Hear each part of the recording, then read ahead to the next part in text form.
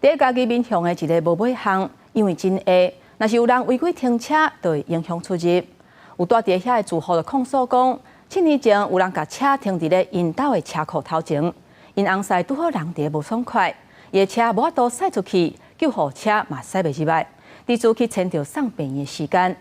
律师提醒，若是因为违规停车，地主去影响到救灾或者是送病院的时间，恐惊会有民事侵权赔偿责任。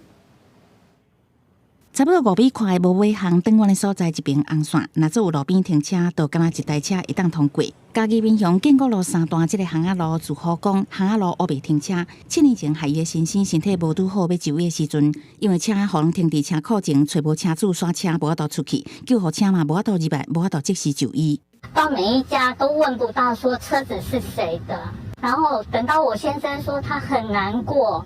已经没有办法的时候，我叫救护车来，救护车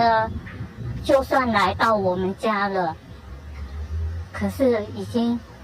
来不及了。货车停伫巷仔路转弯的所在，摇车停双排，各种停车状况拢互监视器录落来。不过附近的住户看法无共，讲亲友也是维修人员来访的状况难免，大家平常时拢会互相通知刷车，问题无大。我叫人来红灯去，爱来停者无？叫人来变面床爱做停者无？拢嘛会嘛，阮厝边大家拢知影，大家小心者安尼尔。该处虽未画之红线，但现场如果明显影响妨碍他人车出入之情形，警方到场还是会依道路交通管理处罚条例将进行举发。毋若妨碍别人车进出会当罚，律师表示，若是民众有违停行为，致使耽误别人救灾还是就医，可能爱负民事侵权赔偿责任。提醒民众停车一定爱遵守法规，以免害人害己。记者综合报道。